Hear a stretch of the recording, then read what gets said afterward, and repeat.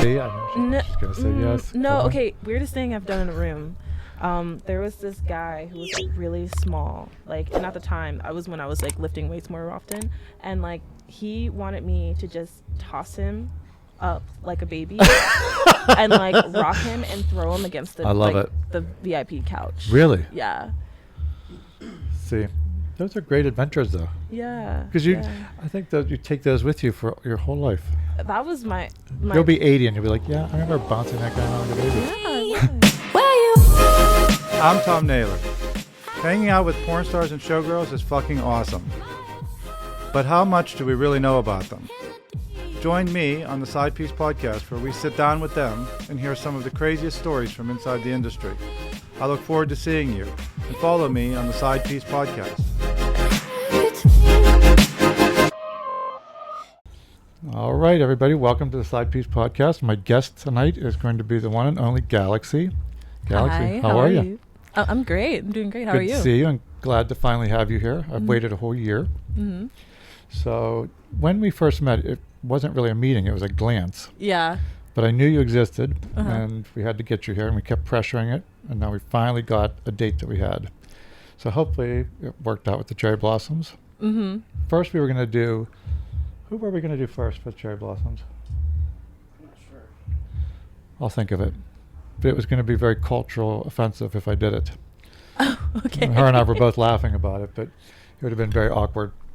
So, Galaxy, let's talk about some of your awards first, and then we'll get some of these out. As a performer, when you're on the road, how much time goes into your actual performances for awards versus the times that you're actually on stage just performing?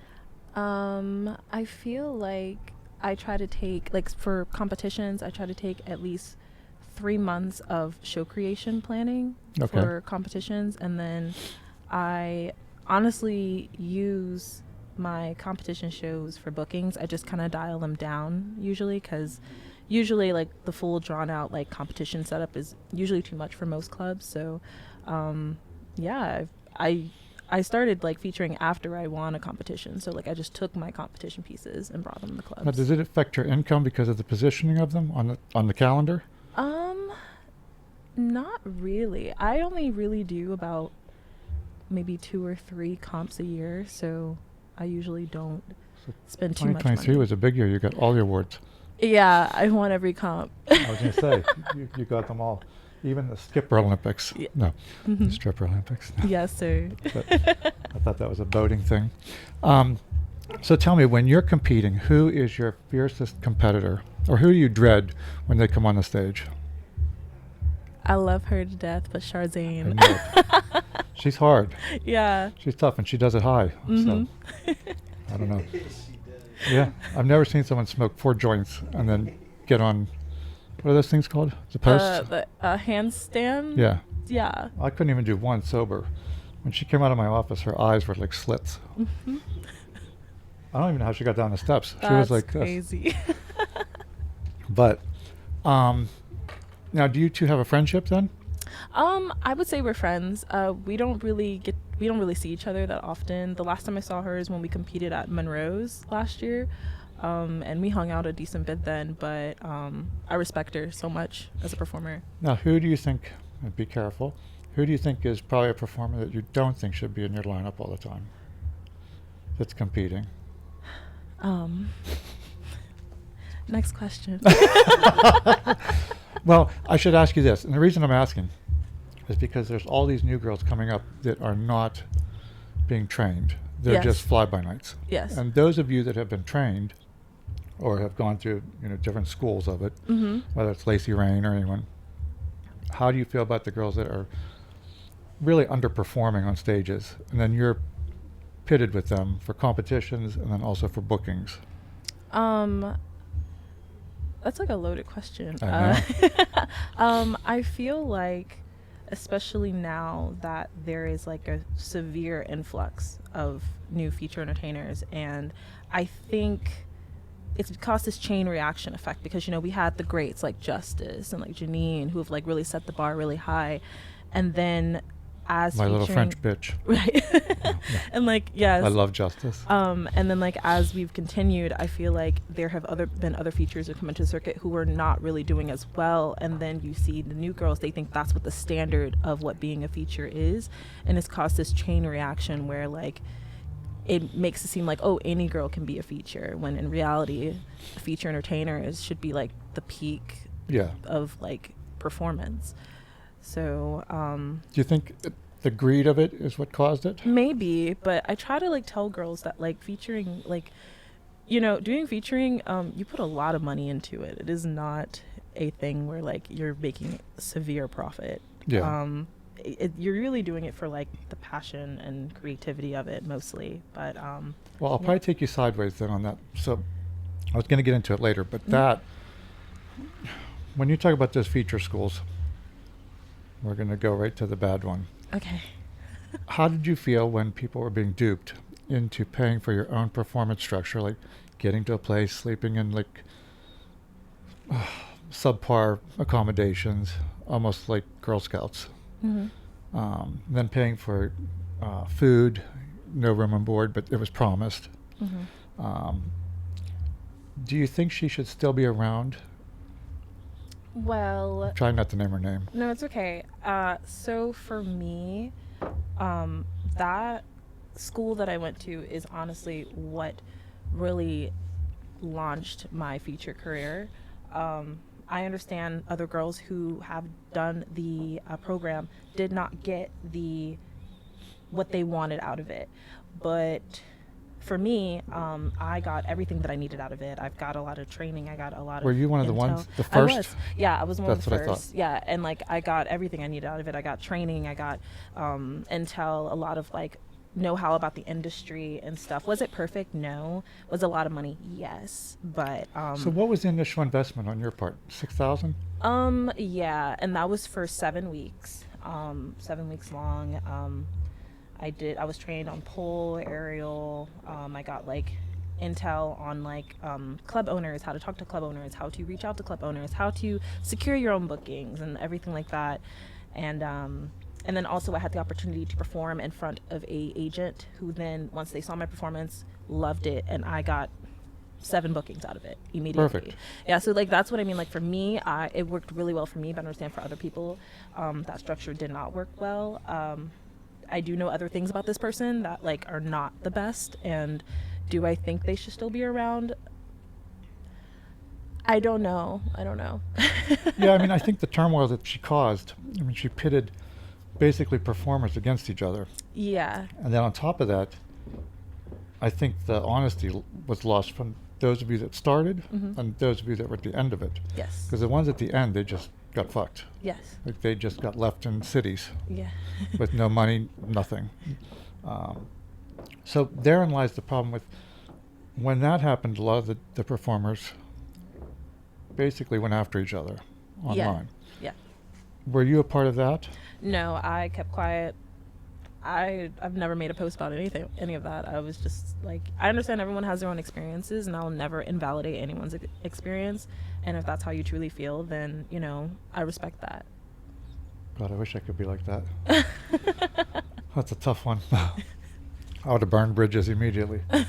I mean, no one came at me. So Now, that being said, on the other side of it, you're booking agents. I mean, obviously I'm friends with a lot of them, but I have a lot of reservations and problems. That I think that there's a reason why you have those agents. And if I think that I can do it better just by booking you, what are the agents doing for you? well, Because we create these relationships too. right. So I feel as though someday I can just call you on the phone and say, hey, do you want to perform for me this date? What are they doing literally on a day-to-day basis?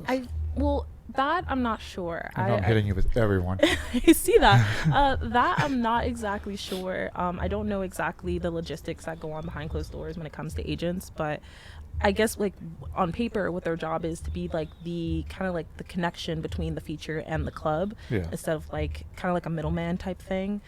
Because like I guess so that clubs aren't bombarded with features trying to like insert themselves, but like, hey, book me, you know, which I think is the good way to do it. But Yeah. I mean, I guess where I'm going with that is you being a black female. Right. And Charzane being Puerto Rican. Christina Gucci being Asian. Mm-hmm. You guys had a hard time coming up through because the clubs are a majority of old white men with, I wouldn't say racism, but I would say biased. Right. You know, that black women, when they come into a club, they have to be 12s to get on the floor. They can't be a 6 like a white woman. And that's not just an assessment on my part. I mean, that's industry-wide. People say that. Right. That's just the ignorance that we have. But Charzane, I remember, she could not get hired because her English was broken, you know, with the Puerto Rican. Some would say, you know, why? She's performing naked. Did you feel any of that pressure as a black woman performing, that you were having trouble getting into certain clubs? 100%. There are clubs that I fully believe that I'll never get booked at just because of who I am and stuff like that, which is unfortunate because rather than looking at my talent and the shows that I bring, they look at me purely like at face value. Not even face value, just skin value.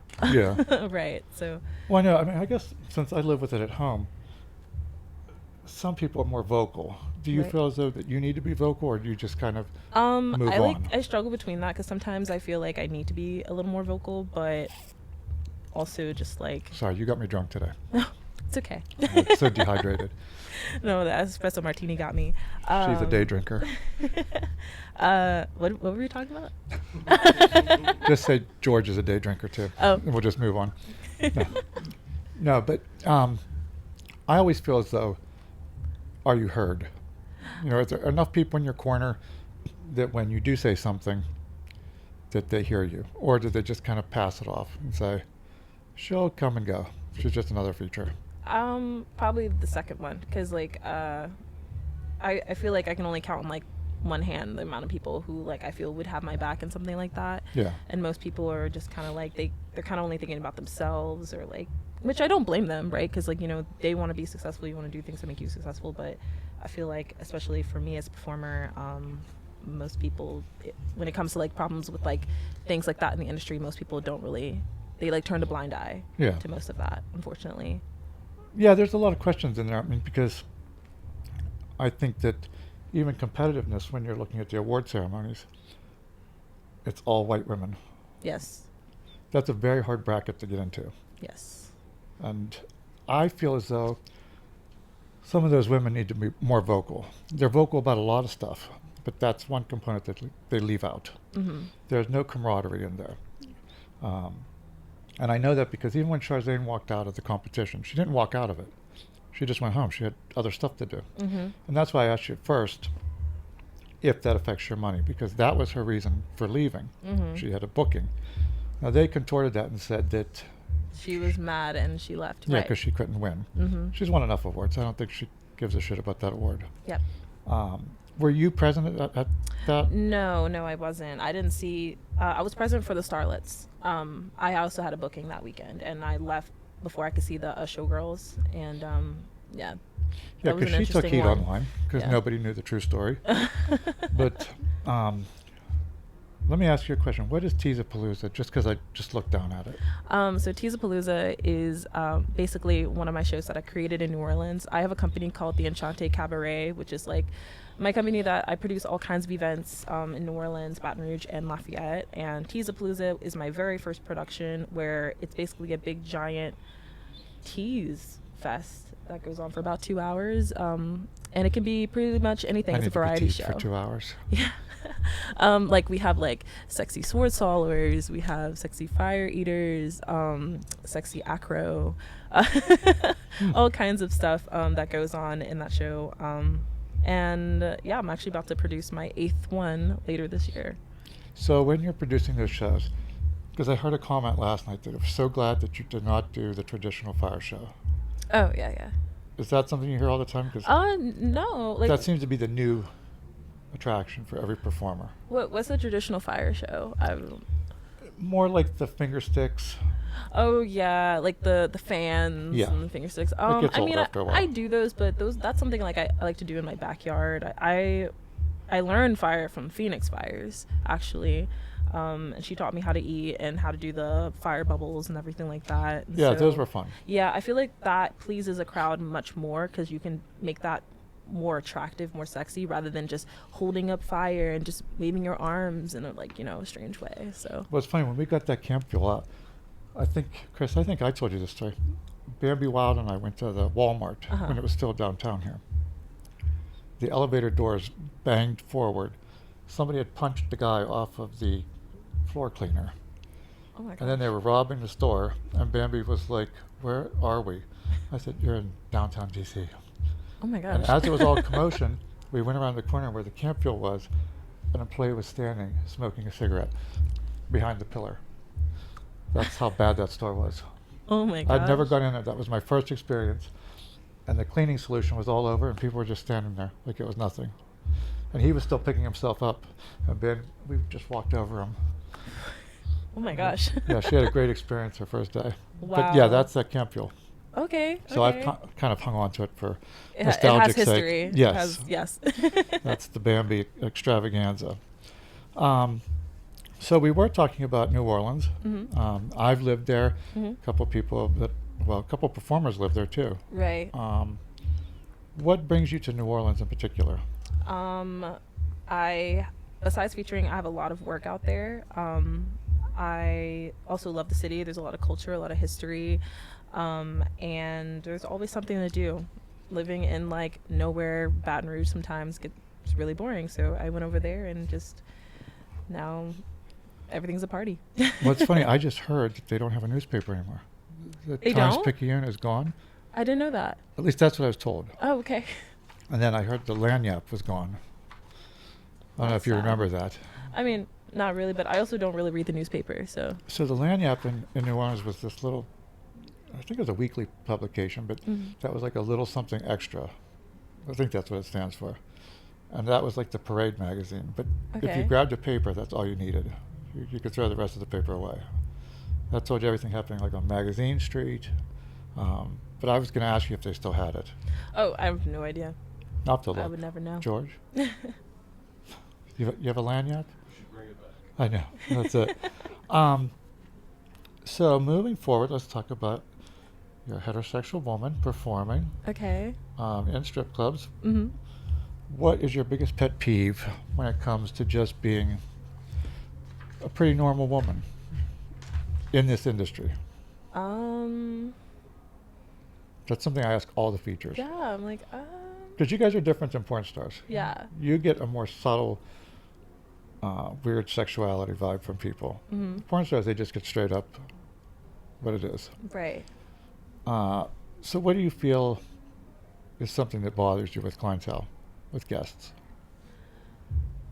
I don't know. In my experience, I really haven't had many bad clientele when it came to like me featuring and like doing performances and then talking to people after. Everyone's been really nice and like really sweet to me. I really wish I had a bad experience so I can give you some juicy, content. Yeah. But Well, I was worried last night that you did not have a good show. And then I saw it was. After I went upstairs, I was like, thank God. Yeah. I was busy running around. What do you like, a large stage for performances, or do you like them to be small so you can have more guest interaction? I like both. I feel like there's a benefit to both. I really do love going out in the crowd and like, being on people, twerking on people, letting them do the little fire bubbles with me. But I also love a big stage because you can do more showy stuff. You can have bigger props, bigger show, bigger moments. So, yeah. Now, what's your favorite apparatus from all the things that you brought? Favorite apparatus? You have a Silks. lot of stuff. Aerial silks. Oh, for sure. really? Or actually, hula hoops. That's like my main thing. Okay. Yeah, I LED thought- hula hoops. Yeah. Those were cool last night. Yeah. Are you going to use them tonight? I am gonna use them tonight. So tell me this: you started out in the industry as a house girl, or did you start as a feature and move into like house girl and being a feature inside clubs? I started as a house girl. I started dancing at this really small club in Gonzales, Louisiana, and then That sounds like a bed dance club. and then I Those I worked my way up and I started like dancing at Barely Legal, mainly. Oh. Yeah. Okay, That's a good place to dance. Yeah, it's really fun. nice in there. Yeah, They I know completely that. renovated I've known them place. for a while. I was going to say if you're going to kind of get your chops, that's a good place to be. They take care of the girls there. They do. Management is amazing. Have you talked, when you're looking at other clubs, is there a club that you really want to work at or you want to feature at that you just can't get there yet? This is your shout out. Yes. I think it's like. If you say the Lodge, I'm going to kill you. No, it's like Deja Vu, like Nashville. Okay. For sure, that's definitely one. Or like Oklahoma City. Those are like really big clubs that I've like wanted to feature at because they're amazing It's and funny you beautiful. say that because one of my dancers that's here, she went to Omaha. And Yeah. she works at, I think it's just called Omaha Strip Club. Yeah. And they do bed dances. That is like the nastiest thing I've ever heard. Like a bed dance, like an They actual have bed. dildos, other things you can use on yourself for the bed dance, and you can get completely naked, play with yourself for the customer while he lays in the bed with you. I said, that is disgusting. But Wow. I don't know. Where's this place? I'll get you directions. I thought only in Omaha would you do that. Yeah, that is. But I thought, what is the setup for that insane.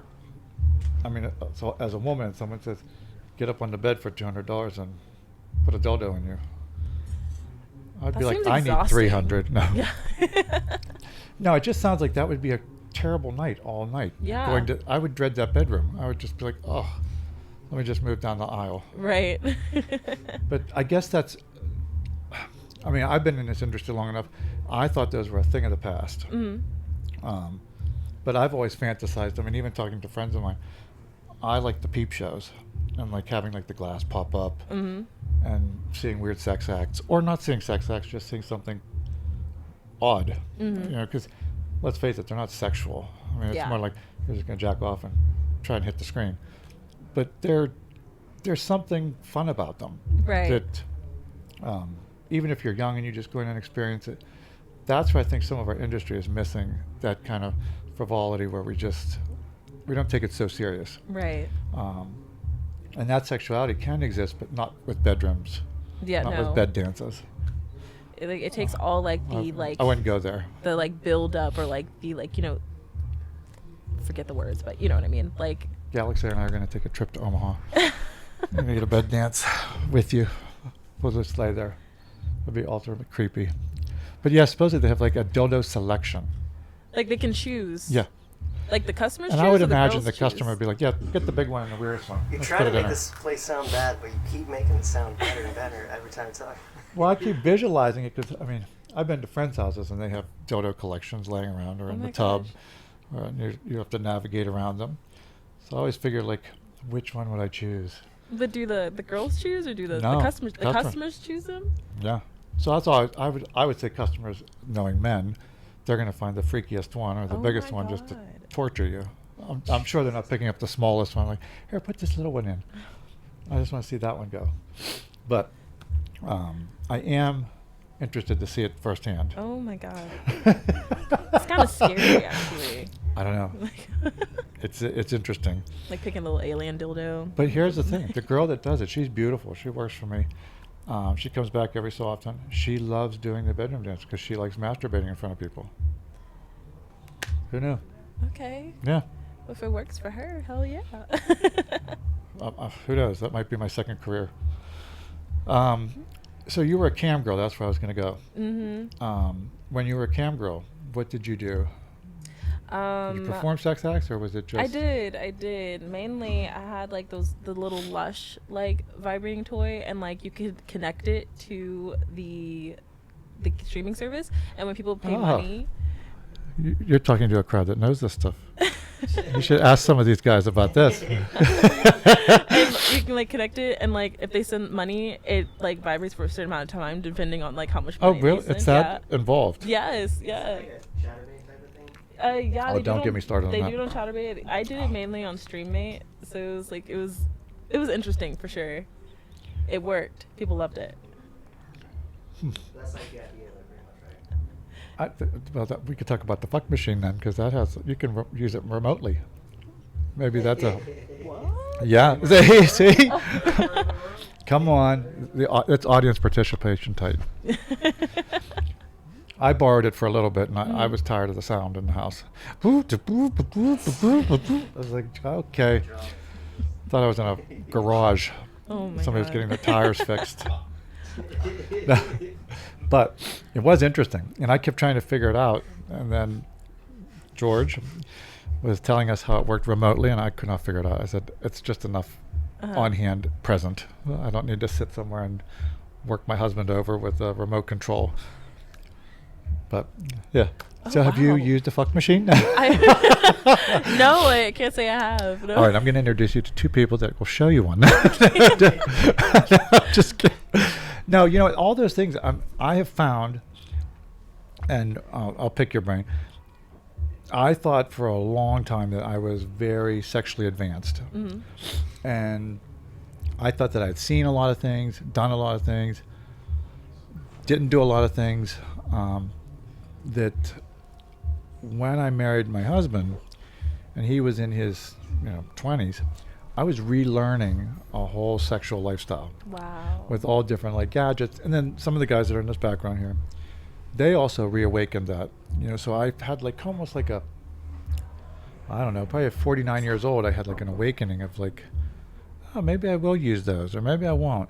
But for years, I didn't touch a lot of that stuff. Mhm. And it wasn't out of prudeness. It just, I was lazy. And then until I found somebody that was interested. Oh, God, I keep getting told to move over. I'm trying to get closer to you. Hey. So do you find yourself, are you pretty vanilla sexually? Or if people bring that stuff into the bedroom, you're kind of like, okay, let's give it a shot? Or let me ask you this. Okay. Do people that you have sex with believe that you're going to be into it already? They don't give you the benefit of the doubt of like, Yes. she might not be into this. They're like, yeah. yeah, They she works in the sex automatically industry. assume I'm like the kinkiest person ever. I'm actually pretty vanilla. I will say that. Yeah. It's funny because I don't know if you've heard this. When you talk to porn stars, they all like small dicks. All of Really? them. Every one of them. I'm shocked all the time. They're always like, I just want to average the small dick. I'm like, I have never said that in my life. That has never Wow. come out of my mouth. Is that something you would say? No, I would definitely not. No, I mean average, yes. Small dick, no. See? That's a no, hard no? Yeah, hard no. That's yeah. a hard no. Yeah, that would make me not want to be with someone anymore. I'm gonna be honest. Yeah, Yeah. I'm with you. No. I don't mind small boobs. No, Yeah, small boobs are fine. they're cute on Yeah. some people. Mhm. Small dicks, no. Makes sense. Yeah, men sexually though, do you like dicks or no? Like, do you like playing with them, or is it just kind of like a feature of just having sex? I know some women are like, oh, I like giving blowjobs. Who was it that was on the podcast? It was like, I suck dicks all day long if I could. Yes, it was. Yes, she was like, I love slobbing on a knob and da da da. And she was like, I would suck dick all day long. I mean, yeah, I enjoy. Yeah, I definitely enjoy sucking dick. See, we knew we'd get there. Yeah, I also like playing with balls too. I think that's Oh. fun. We're getting gesturing. yeah. What is your go-to gesture for that? The ball playing. I'm not doing that. Okay. Come on. Oh my gosh. No, I mean, do you play with guys' buttholes too, or no? Or the guys are No. like, no. No. That's a I've never had the opportunity to. no. I would though. Yeah. I How would- always wanted to peg a man. Oh, there you go. Let's Yeah. see. So tell me, well, if you were going to peg them, would you be that guy on the bed dance to be like, I'm putting the biggest thing in that guy? Or would you be like, I'm going to be nice? I'm gonna be nice. No. 'Cause, yeah. See, I don't think I'd be nice. I would just be like, "Oh, you're getting it. Really? Yeah. That's how I got it. Really? No I one was think I would start no one took their small. time. Yeah. But I said if I ever get the opportunity, I'm definitely taking it. Now, would you be like a slow fuck, or would you be like the I think just at it? slow. See? Yeah. Maybe I'm too liking it. nice. Yeah, No. you're nice. You're Yeah. a nice girl. Aw, What are you doing in thank this you. industry? So besides pegging men, what do you like about men outside of this industry, and what do you like about men in this industry? Men outside the industry. I mean, when you're dating, do you find more men that you're dating out of the industry, or are you finding? Out of the industry. Yeah. I will never date a man in. Do they understand you? Like, I think that's the thing about men on the outside, because I have to explain like what it is I do specifically. Like I'll tell them, oh yeah, I'm flying to, Colorado. Every guy wants to date a stripper. And they're like, or a dancer. Like, why are you like flying there? Like, oh, they're paying for it. They're putting, like, they don't understand. So I have to like explain that for them. But yeah, I've never talked to a guy in the industry. No. I don't plan to. Whoa. So, okay. We were talking about guys in the industry. We were talking about Adriana Chechik. And who was the girl that was packed in ice that had like sex with 1,000 people? Did you figure out her name? No, I forgot that name. Chris, do you y'all know her know name? that person? She's from the UK or she going? I don't know, but she like They had to pack her vagina in like- ice while they were fucking her. she had sex with like 1,000 It was swelling guys in as a they certain were amount doing of it. time, and like it was a record. It was or literally like something. a balloon. Yeah, I forgot her name though. I think everybody got like a couple pumps. Shoot. Now, that's Mhm. crazy. Yeah. And then the girl that's supposed to top her, she's supposed to do like, Bonnie Blue. that's Bonnie, it. it is Bonnie Blue. Bonnie Blue. That's That it, is see? correct. Yes. 1,057. There's That's- more. More people, less time than I thought. Wow. That's a lot. That's a Oof. lot. God. Chris, what's your record? No. All you ever want. Oh. That seems like a lot of dicks. Yeah. And what, how many hours? 18. So it was less She than I laid thought, there for like 18 6 hours. less. Wow. Yeah, no, I could. I have to have a lot of other things going. I need a lot of outside stimulus for 18 hours. The time keeps going down. He said 12 hours. Oh, I was 12. Oh, 1,057 in 12 hours. that's still a lot. Like how many? Okay, so what's the math on that? I'm checking it out. Yeah. Well, that's like- 1,057. That's like a guy doing like 5 pumps. Now, did they have to come too, or no? Or was it just insertion? I don't know the rules. Because then that would even be worse if you told me that like 1,057 guys came in her. I would be like, oh God, okay. More than a guy a minute. So about a guy a minute. It's a lot. Oh my God. Oof. Guy 1,057. God. Praise to her. .6.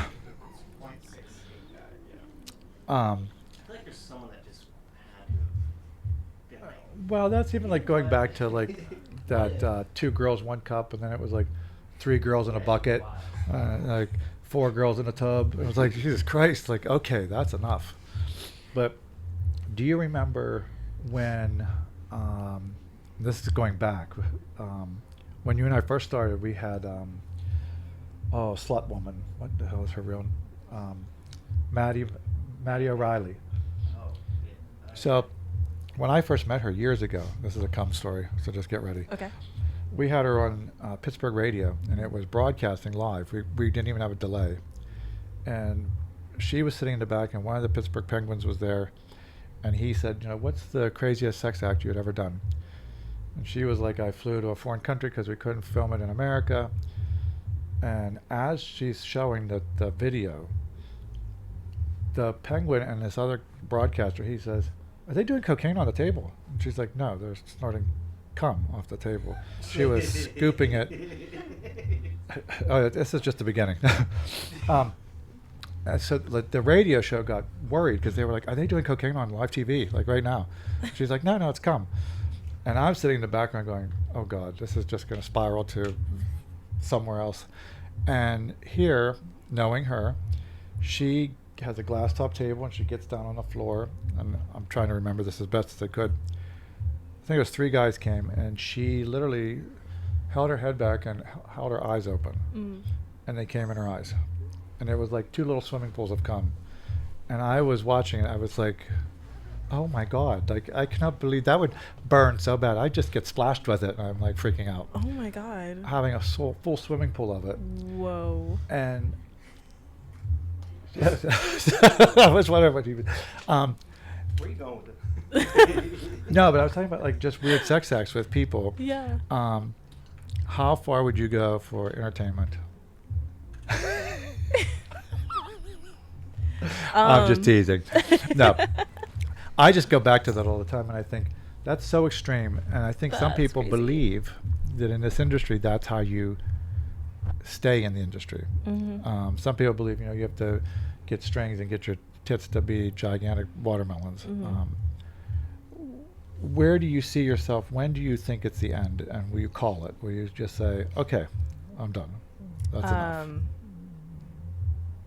Do you know what will be that moment? I feel like that moment's approaching Really? fast. Wow, you're young. You're beautiful. Well, yeah. No, I mean, more like I'm not sure what direction I want to go in. Like, Yeah. I'm still like exploring like all my options, and like I could probably see myself maybe doing this maximum another 4 years, but not long term at all. Now, do you see that it's pressure inside the industry, or do you think it's internal pressure with women that they just feel as though society is telling them That they need to quit or make this anything. augmentation, do this, fix that? No. I mean, well, yeah, society for sure. Yeah, like I know a lot of girls who feel like they need to get their lips done, get their boobs done, get a BBL, all kinds of stuff. And I'm like, Now, do you have anything done? no. They're all natural. Yes. Hmm. Yeah. Very good. Yeah. Perfect. Yeah. Would you think about having something done? I have. Oh. I have thought about it. Is it a BBL? No. Good. Okay. No. Those are gross. No. I don't need one. I feel like. No, you don't. I. Should we get? All right, stand up. Let's see. No, Come on, like- go ahead. Nope. Nope, she doesn't need a BBL. But yeah, no. If I were to get something done, I thought about getting like slight cheek filler. Yeah. Or like. Okay, that's minor. Yeah, nothing crazy. Yeah. Yeah, I would never get my lips done. No, you don't Yeah. need to. Yeah. I had something for you. Okay, so. Oh yeah, I'm going back to it. Okay, so on the sex notes, since we were talking about it, your Mhm. position, your go-to position is on top. Yes. What's your position? It's a no, or that you try not to do. 69. 69. Why Yeah. is that? Because it's very impractical. On paper, it seems wonderful, you Yeah. know, pleasing each other at the same time. But I like really tall guys, and so I just, you know, it doesn't work out. Now, do you date within just do you date black men or white men, or do you have? I like white guys. Oh, see, okay. Yeah, yeah. Now, do you feel like there's a fetish to it too? That some people will say, "Are you fetishizing white people? Are I you don't think fetishizing black so. people?" I don't think so. Because Have you ever I have gotten been that? I have been with like all kinds of people, but I just, you know, preference I guess is like white men Yeah. mostly. Yeah. And I thought you liked big dicks. So what's what are you doing with white men? No, I'm kidding. No. Shut up, Shane. That was a joke. No. Has it always been that way though? Yeah. Yeah. Because I feel like sometimes like I'm changing, I'm evolving to that side where Mhm. all the men that I find attractive are going to be Hispanic or black or Mhm. Latino. And before I was very not that way. Mhm. It was, if I would have gone out with a black guy, it was like, that was ridiculous. That's not going to happen. Yeah. What's home life like with that? Is your family cool with everything like that? They're definitely I ask because everyone that I've talked to all the time, their home life is very difficult with that. yeah. Okay. Yeah, like in home life as in like who I like to date and Yeah. stuff like that. Yeah, they're honestly at this point they expect it. Yeah. If I ever like tell them I'm gonna bring someone else home who's They're like, not, it's a white guy. like yeah, they're like, It's "Oh, he's another white isn't guy." it? Like yeah, and I'm just like yeah, but like sometimes like one time I did tell them that like, oh, I'm talking to this Asian guy. They're like, what? And they were like all surprised. Bring him like, home. Let's really? meet him. Yeah, literally. But yeah. Let's see. Chris, have you ever dated Asian guys? We're asking Chris. Do you date Asian guys? See? Prejudice. No, I'm kidding. So talk about Barely Legal, because Yeah. I'm fascinated with that club. Okay. Give us some insight on what it was like working there.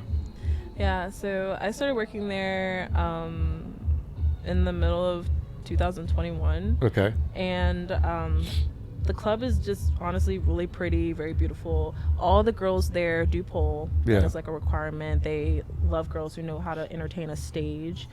So starting out there was like really helpful.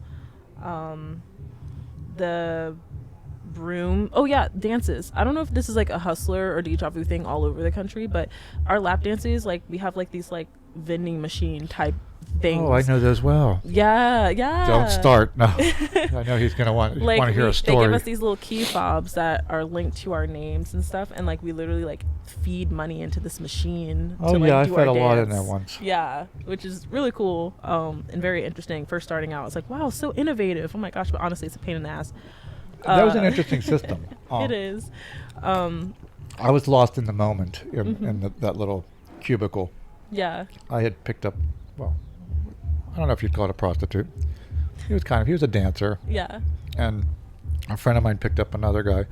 We kind of, I don't know, we bought them off the bar. It was like a retail store. I'll take that one and that one. And I don't remember who negotiated it. I'm going to blame him. But we ended up running down Bourbon Street with these two guys that we didn't even know. They were like hillbillies, weren't they? Well, I shouldn't say that. That's rude. They were from Alabama or somewhere. Oh, they were Bayou Boys. Okay. Yeah. And they were super sweet. But we got up there, and we went up to the VIP, and then we ended up, I don't know if my friend ended up in the room. I ended up in a back room with this hooker and the dancer. And the guard, I don't know where the guard sits back there, so maybe you'll tell me. All he said to me was, behave yourself. Well, there was no behaving. It was out of control. And I saw the red light coming on constantly. And then somebody kept coming back and going, no, no, no. This was at Barely? Yeah. What? Yeah, it was a little crazy. The dancer was somewhere on the floor. He was somewhere over here. I was all over the place, and the red light just kept flashing. And then finally he came in and said, she's going to need to get up. And I was like, so, yeah. Yeah. I didn't pay so much wait, attention to the whole the mechanics of it. I was getting scolded the whole time. So, and I didn't even know you what were in was like happening. a back room, like a VIP room? Yeah. Oh, wow. Chris, did you go to the VIP room? That was all you.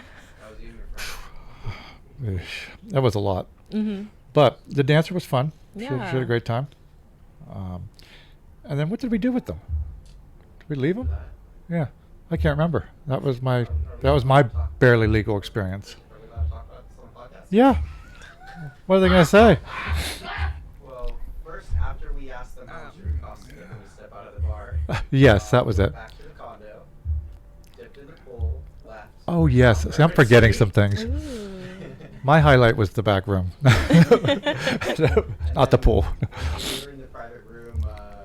The dancer, female dancer, was like so excited to like be with two gay guys. She kept trying to put her pussy into your face, and that's why the red light kept coming Yeah, on. that is actually what happened. Yeah, she was like, "Oh yeah, you want it? Yeah. You're hungry." Because she literally was wiping it on my face. Yeah. Whoa. Yeah, it was fun. I mean, Okay. it was a whole experience. I'm game for most of it. Wow. You know, it's a, You tipped well. yeah. That sounds like a fun time. Yeah, you know, Yeah. my other experience like that was at Hustler Club, Mm-hmm. and another club manager and I, she's out of Philly, Mm. and I'm trying to think of the name of her club. You probably performed there. Is it in Philly or is it outskirts of Philly? It's kind of the outskirts. Is it Double Visions? No. No. Shannon is the one that handles all their features. I don't know what that is. Well, her and I went upstairs, and this guy, I picked him out, and she said, "Oh, he's very attractive." And I said, "He's gay." I know he is. And she's like, "He's not gay." So we got him into the room, and I said, "I just want you to dance for my wife." And he's like, "Yeah, I'm not going to dance for you. I'll dance for your wife." I said, "Okay, that's good." So he danced for her. That went on. We finished that dance. We went back out, walked around. We were up on the roof. And then I came back over and I said, "Do you want to dance for us again?" And he's like, "Yeah, I'll dance for you and your wife again." So we took him back in the room again. And she was like, "Oh, I want you to kind of dance for my husband this time." And he was like, "Oh, yeah, I'll dance for both of you, not just for your husband." We played this game for like five different dances. And by the end of it, she was ignored in the corner, and I was getting all this weirdness. And she was like, "What's going on? My husband, is he gay?" And we just sat there laughing. And so at the end, I said, "Listen, we have a bet." He's like, "Your wife and you?" I said, "Yes." "You're gay, aren't you?" And he's like, "Yes." I'm like, we just went through all that money to find that out. That's all we were after, was finding out if he would be honest and say he was gay. Oh my gosh. So it was, I don't know, $800 later, Wow. just to get an answer to the question.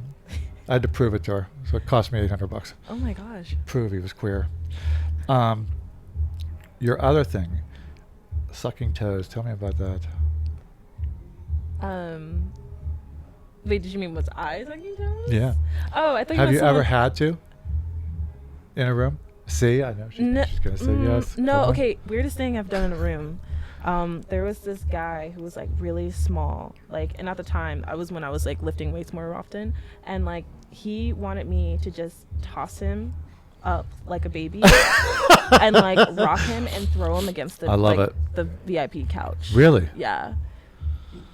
See, those are great adventures, though. Yeah. Because I think that you take those with you for your whole life. That was my You'll be 80 and you'll be like, "Yeah, I remember bouncing that guy around like a baby." Yeah, it was. Yeah. And I remember I think watching he it had on like a a camera. mommy kink or something. I don't know. I think that's what it was. I just get a kick out of people because sometimes the most unassuming people come in, and all of a sudden the guy throws on the counter like a nurse outfit on the dog collar, and he's like, "Which girl will be interested in walking me through the club?" I'm like, "Any one of them that you pay." So you just watch on the camera some older guy. He was like in his 80s, and she put the dog bowls down, and she was walking him through the club and stepping on him and kicking him, and he loved it. And then he came out, he put his clothes back on, he looked totally normal, like a regular guy. I love that. I just looked down and was like, a full transformation in an hour. He went from normal to wild to normal. So That's cool. I like that. so that's what we do well. We don't get a lot of that where I'm No? from. No. Well, and it's funny because there's a gentleman in a room back there that I know Mhm. very well. And tonight, while he was at the counter, somebody had left a whip here. Now, he's into a lot of things. I put the whip up. The whip was a hard no. He didn't even want to touch it. He didn't even want to look at it. So I thought maybe he had a bad whipping experience, or it just frightens him that he might be into it. Mm-hmm. What do you think? Okay. I think he's into it. He just doesn't want to admit it. Okay. So those, do you feel as though clubs should be allowed to participate in that kind of activity, like when you're a dancer, or is that push the limits? I think they should be. I feel like clubs should be a safe place for people to explore their kinks and stuff like that. Do you think they need to sign a waiver? Yes. 100%. Because that's the new industry standard. Mm-hmm. I sit on one committee, and that's what we've been addressing, is that, do you have people sign those, and then do you have people sign non-disclosure agreements? We just instituted that because we're finding now that even our arbitration agreements should be moved over to the features, just to protect us from you guys because you're scoundrels. No, we just never knew that we needed to. And even contractually, a lot of people, I don't know if you've seen it, when you get your contracts, are they all signed? No. No. Yeah, it's very dangerous that Yeah. a lot of us don't have a good paper trail on, because I think a lot of people view you guys as just, "Oh, you're here for 2 days. How much of a paper trail do I need? I have your ID, I 1099 you, you're out the door, I'll see you in a year." But there's so much more to it now. And now we have this rate of pay that we have to offer you to tell you, like, this is what you're going to get paid. I'm not contractually obligated to pay you the 15% for your agent.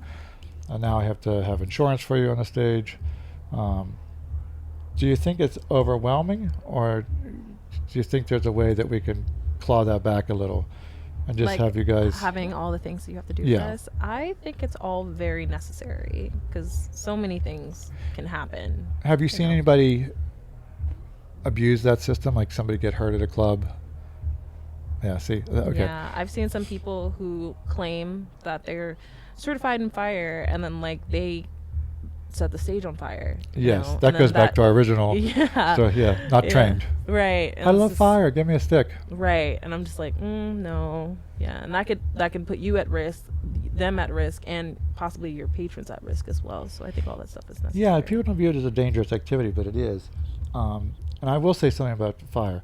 Sometimes I'm tired of seeing it because I think that there's some of you that do it really well, and then I just look at it and I think, oh.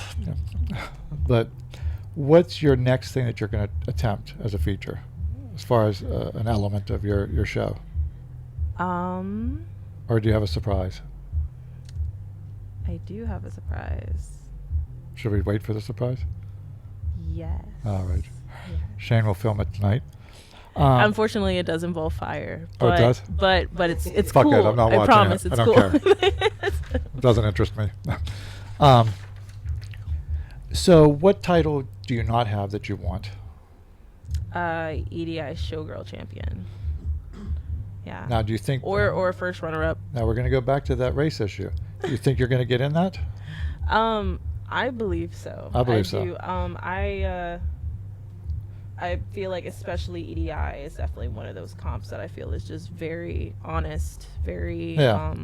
Well, I'm in your corner. Yeah. I mean, just like at the award ceremony, I will call you guys out all the time because I think everybody addresses you guys as you're just functioning pieces, Right. moving parts.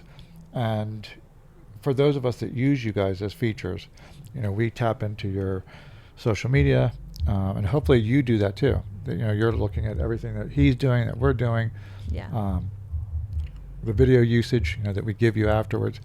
Those are all things that we try to build together.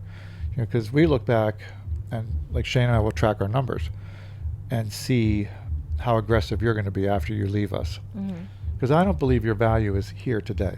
Your value to me is later. Somebody sees you, or they see his posters that he creates, or they see a video reel on a screen and they think, oh, okay, she was here. That just brings it back all the Right. time. And if you're posting, and now if we're addressing it all the time and using your tools, it's almost like this symbiotic relationship that we can create a whole feature culture. That's the word I was looking for. Thank you. Not feature collector. You're welcome. Yes, thank you. That's something I think industry-wide that we need more people that, I would say even when we were at ED, you probably heard this. Why would I be a feature club? Why would I have girls? Why would I pay girls to feature at my club? Because most club owners, they don't give a shit. So they see us as the feature clubs, they see us as just stroking an old bygone era of the showgirl. And I don't believe it's a bygone era. It's not going to be like gowns. They're, who wants a gown club anymore? Give me a break. They're ridiculous. But who doesn't want a showgirl club? Right. Where all the girls do all cool things. That's how it is in Canada. Yeah. All the girls are like, they put on these shows, like these 15-minute shows, and like, that's like the standard there. Now, my last question is going to piss off Lauren Phillips, but do you feel as though you guys are slighted financially next to the porn stars? 100%. Okay. So I'll give you my version, and you tell me your version. My version is the porn stars don't realize they come to a club this size. If they want $3,000 to perform at Hustler Club in Vegas, I get it. There's 600 people in that club. There's 50 people here. You can't command that kind of rate just because you're a porn star. It has to have a value added to the space. They don't want to budge on it. So I've kind of come a full circle where I don't book them unless I negotiate with them and tell them, look, the only one I will do that for is Lauren Phillips. Right. She's the only one that gets a full rate. And I do that out of respect because of what she does for us. Like, what numbers do we get from her? Well, the whole collaboration thing on Instagram Yeah, or she just has like social media she has in like general, over 1 million followers. it's pretty heavy. Yeah, I mean, we pushed some content and there was like 4 million people. And I even felt it on my side, just personally. That should be a driver for all the feature clubs. And no one is doing that. So Shane and I talk about it a lot. And even when I'm at the show, people see the culture we've created with the videos, our advertising, the way we utilize our Instagram and our Facebook, even though Facebook's old.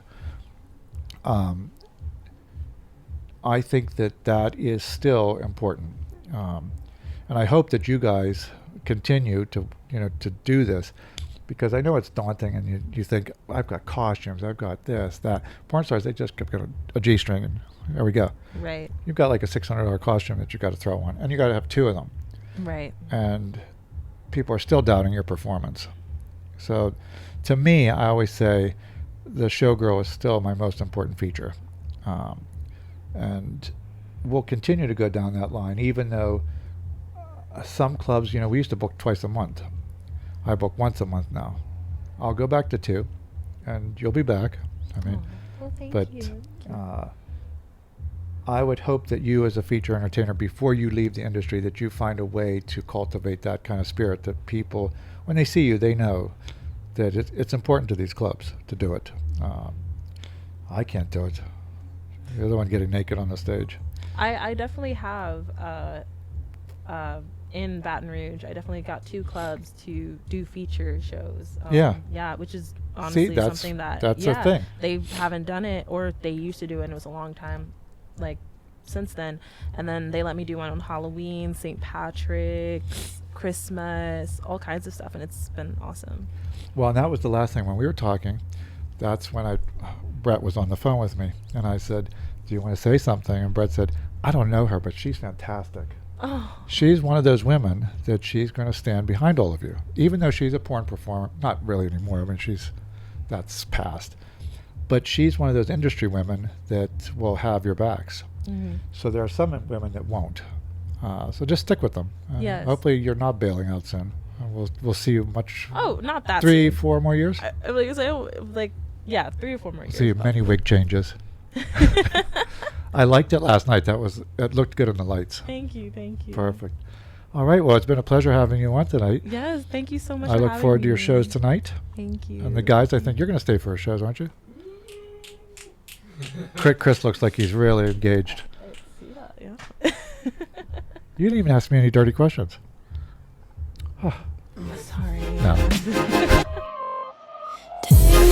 the